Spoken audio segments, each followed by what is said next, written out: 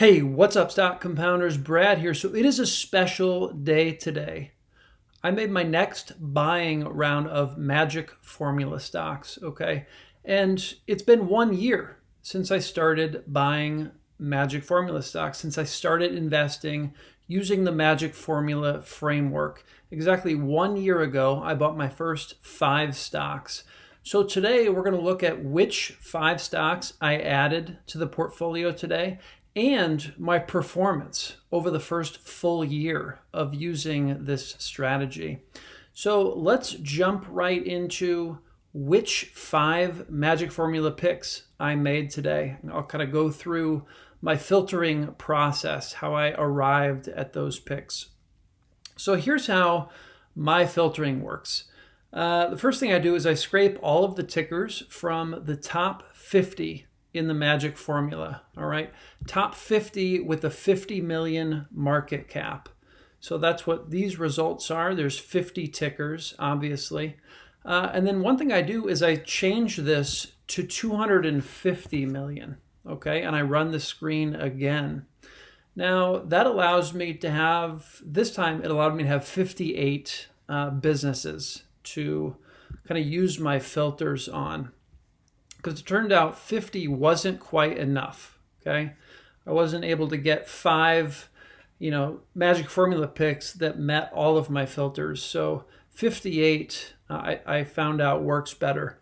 So on these 58 stocks, what I did was, first I looked each one up in Dataroma. Okay, Dataroma tracks super investors, their holdings, how they change over time, what they're buying, what they're selling.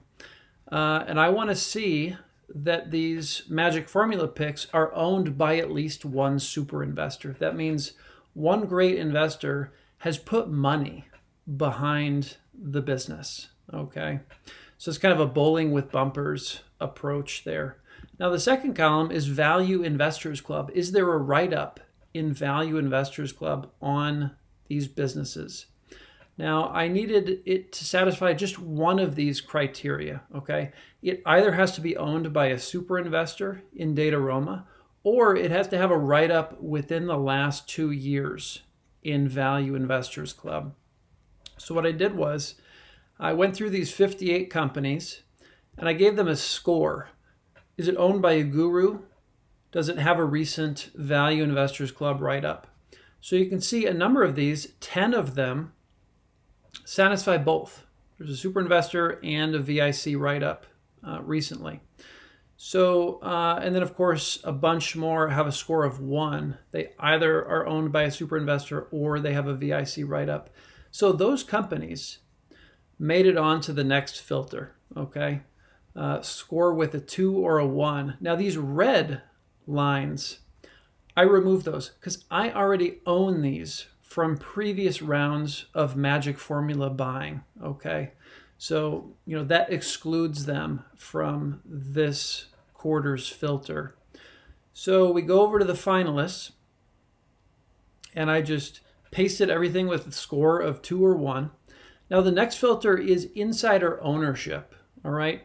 What percentage of the shares outstanding are owned by insiders? And this is really inspired by Chris Meyer, also a quote from Charlie Munger: "Show me the incentive and I'll show you the outcome." I want to make sure these businesses have management teams whose interests are aligned with that of shareholders like myself. So the breakdown of this worked really nicely. You can see these top 5 positions in terms of insider ownership were 13% or higher. Okay, so an eighth or more of the business is owned by the insiders, which is fantastic. And it just worked out that 5 happened to be above kind of that threshold of 1/8. So that worked out really well. The next columns I have here: market cap. How large is the company?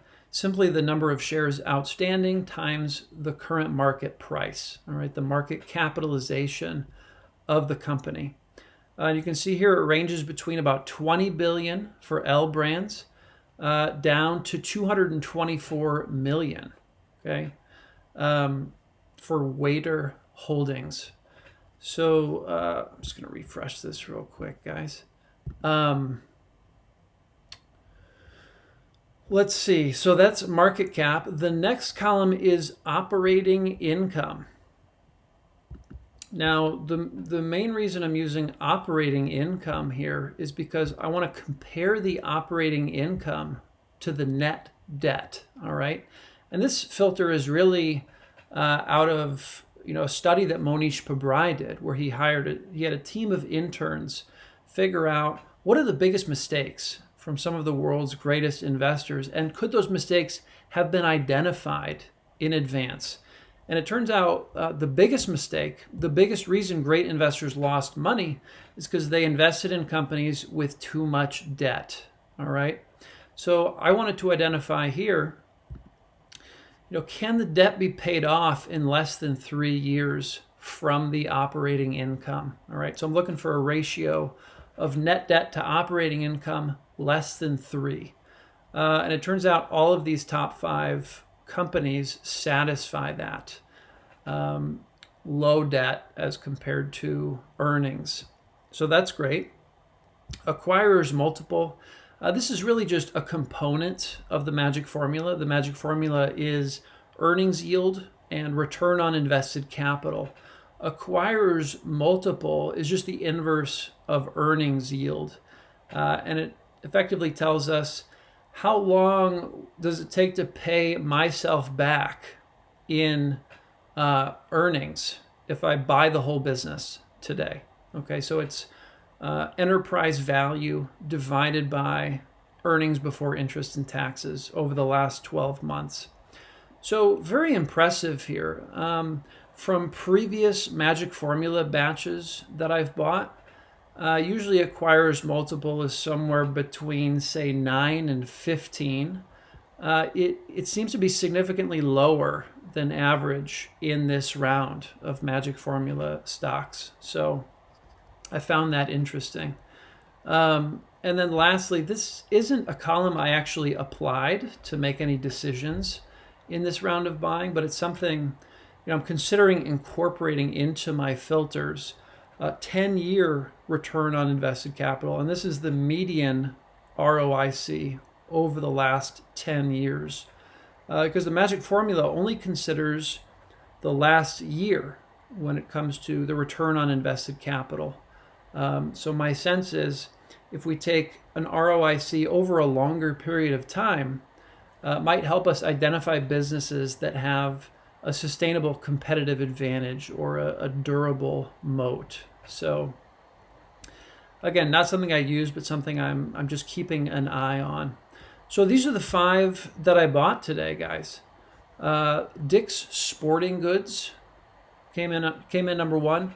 Wader Holdings, L Brands, Zumiez, and Ironwood Pharmaceuticals. Okay, so you can see how many gurus own them, what percentage of the portfolio is it for the kind of highest conviction guru, and you can find all of this in Dataroma. Wader Holdings, pretty impressive, 7.35% allocation from the super investor who owns that one.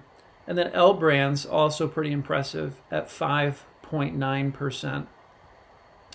So yeah, these are the 5 that I bought today. There were 2 on here that I was really wanting to buy. I was actually really hoping this one, VNT, made it to the top of the list. I was hoping it had a high insider ownership, which it does not. Why was I hoping that? So Vontier is a company that's been on my radar for maybe a year now. It's a spin-off, and it's a spin-off from one of these 1,000 bagger stocks that I've really just done the research on recently to identify these stocks that have returned 1,000 to 1 over the last 4 decades. And this company down here, Danaher, was 1,000 bagger. Okay, now Vontier is related to Danaher. I believe it's a spin-off from a Danaher company. Okay, so potentially some really really powerful DNA built into Vontier. So that's one I noticed on the screener. And then the other one that I noticed is Nautilus. Okay, now some of you might think, well, you know, the pandemic is clearly coming to some sort of a close here. People aren't going to be so interested in buying home workout equipment anymore. So that's sort of potential headwinds against Nautilus. But my thinking there is, you know, it's possible that this kind of work from home thing is going to have a lot more staying power than a lot of people may think, right? Probably going to be going back to the office fairly soon, but it may be a hybrid of going back to the office and working from home. So if that's the case, I think Nautilus could still have some tailwinds behind it. You know, if people are spending half the week at home, maybe they want some workout equipment at home. You got home offices with home gyms, all speculative, of course. But look at this acquirers multiple for Nautilus, 3. That is incredible. I think that's the lowest acquirers multiple I've ever seen in a Magic Formula stock. Okay, it's hard to find an acquirers multiple of 3 in the U.S. just using the acquirers multiple screen. Okay, I think that's it's pretty unusual to find something that cheap, especially when you've got, you know, a net cash position on the balance sheet. It's pretty impressive, And look at this operating income compared to market cap.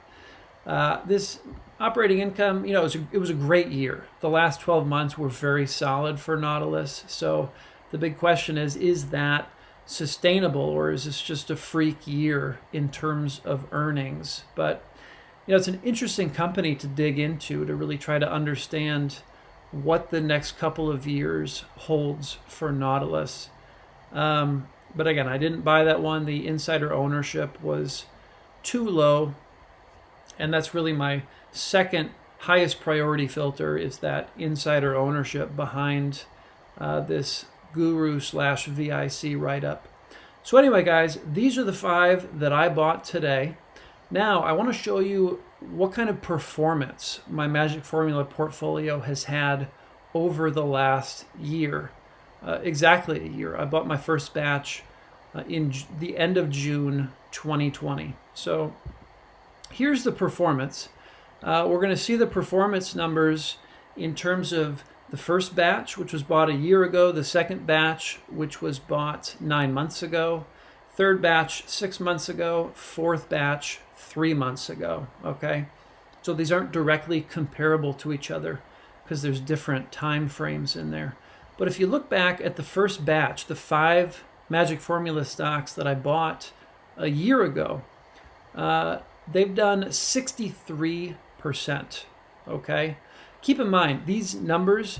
The Magic Formula portfolio is really just a test portfolio in one of my kids' retirement accounts. Okay, so, you know, I'm putting $100 into each of these stocks every 3 months. Or I should say $100 in 5 stocks every quarter is how I'm setting that up. So you've got $2,000 a year that's going into Magic Formula stocks in my kids' retirement accounts. Bear in mind, they're only 2.5 years old and 8 months old. So very long runway for this to play out. But you can see here, the first batch, 63%. Okay, over 1 year. So that is very impressive.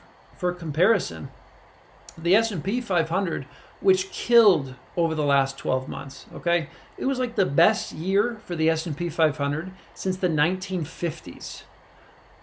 Just incredible. I think the best year in my lifetime in the last 40 years was 1985 at 38% for the S&P 500. So it just crushed this year.